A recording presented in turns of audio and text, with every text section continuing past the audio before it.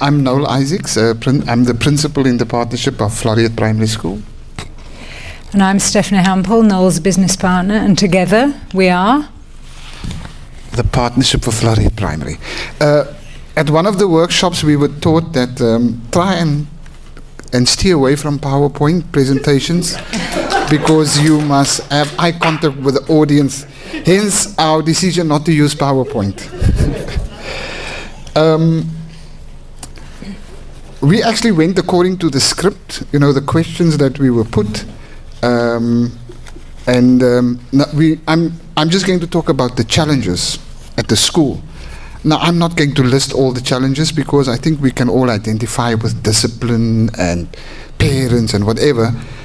But I thought I'm going to use a theoretical lens as a tool with which to understand those challenges. And I'm going to use one of my favorite researchers, theorist Pam Christie, who distinguishes between exposed sites and fortified sites. And in a book, Opening the Doors of Learning, she says the following, and I have to read, Paul, you said we mustn't read, I have to read. She says, schools serving rich communities have concentrations of material and symbolic advantage as they face the demands of the curriculum.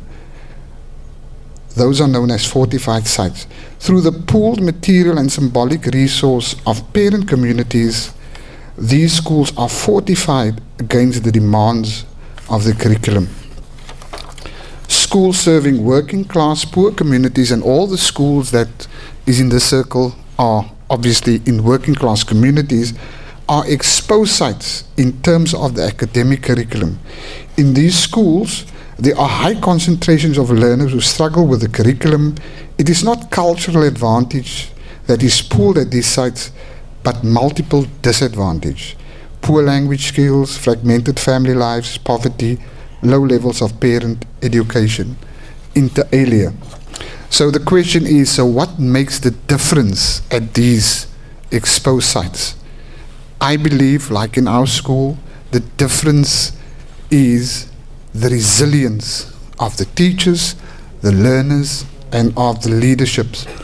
So if you look at the elements of an exposed site, like poverty, gangsterism, and low literacy levels of parents, I think that should serve as a backdrop against which one should set high expectations and high standards. So this past year, Noel and I have concentrated mainly on the glue that holds the school together, which is the teachers. In such a challenging environment, they have to turn up day to day, hold everything together, be there for the learners, do their roles. And so that was our main focus in terms of our action plan, was concentrating on the teachers. And 2017, coincidentally, was the year of the teacher, as we found out during the PFP program, which was fantastic, tied in with what we wanted to do. So we concentrated on and focused on appreciation of Noel's staff at the school. I have to say, Noel, having been at school for 10 going on 11 years as principal at Floreat, it's an extremely well-run school. Noel is a fantastic and accomplished leader. That's evident from conversations that I would have with a wide variety of teachers at school and the people in the office and the lady who does security on the gate. Everyone was singing from the same hymn sheet, which was fabulous to see. And so, rather than needing to focus on Noel's specific leadership, we focused on the appreciation of the teachers. Appreciation has been something that we've all learned about, as you've probably started to gather if you are a guest here tonight, through the Time to Think workshops, through the rounds that we have done and learned and passed on into our own lives as well. So we had informal appreciation, we had formal appreciation, verbally, in writing. Week in, week out, Noel would recognise one of his teachers for something in assemblies. And we brought the year to a close with an appreciation certificate that we put together and gave to the teachers.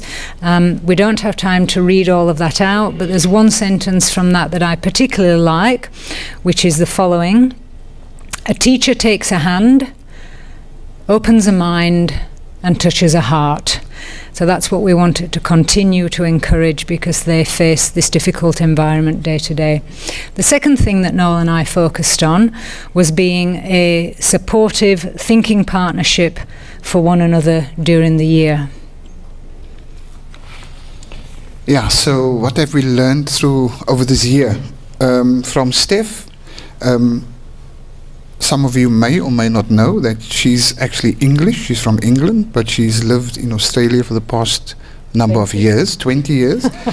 And I think what I've learned from her is that she was in a foreign country, a foreign city, but she adjusted and adapted to the way we do things. She didn't come into the cops and say, no, but in Australia we do it like this, and in England we do it like this. So I admired her flexibility and the fact that she could adapt. So in Time to Think, we heard about the thinking environment. I think that is what she created for me, because she can have a wonderful conversation. She's got a very good intellect, and I think all our conversations were always very, very constructive. When she asked me what is one of the things, because she's on what's that fancy word, sabbatical, eh? Yeah. Because she's in the corporate world out in Australia. And she asked me, what are the things that you struggle with? And I said, time management. And she said to me, if you don't run your day will run you.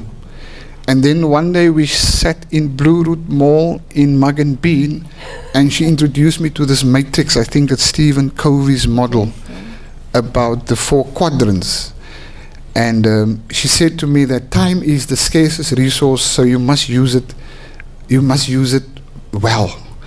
So because a lot of time we spend most of our time with parents and learners and discipline, we are crisis driven.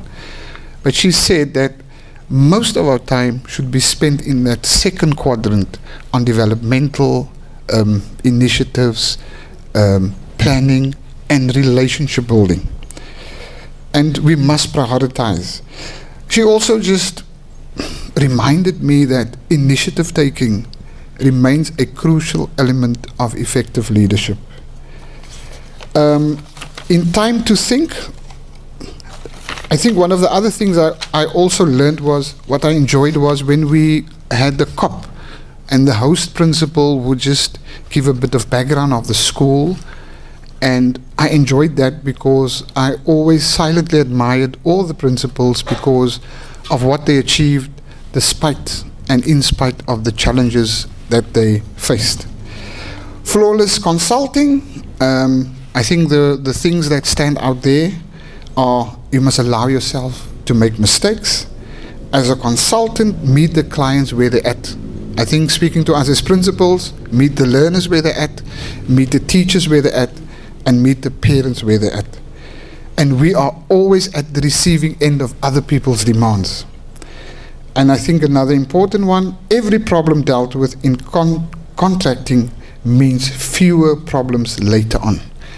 Time to Think, I think the most important lesson there was the brain that holds the problem holds the solution, because a lot of times people come to us and they say, solve our problem. And then the tactic now is, why don't you solve your own problem? Because the brain that holds the problem holds the solution. So one day when we went to, I think it's Brooklyn Primary, which is very far, I think we put in Patkos, and on our way back, the song was playing of Seal, and Seal is English, and Steph sang that song, and that song actually resonated with me because we live in a demanding world as principals. You know, you're always in a rush. And Seal says, in order to survive, you've got to be a bit crazy. So that is one of my themes I've taken from Steph. Sing it for us. I'm going to ask the English lady to do it. No, I'm not going to sing, Paul, thanks. I've only got 30 seconds left. Time out from Colleen. I echo everything that Noel said about time to think and flawless consulting in terms of learning. I personally have been very privileged to experience a different environment and culture. There have been many, many opportunities to reflect. Some of those reflections have been positive and affirming, and some of them have been extremely confronting and challenging for me personally with my place in life at the moment in a new country, etc., etc. And I cannot thank Noel enough for being my thinking partner, listening to me and giving me that space to do what I needed to do this year. So it's been absolutely fabulous. Thank you. Thank you, Noel. Thank you.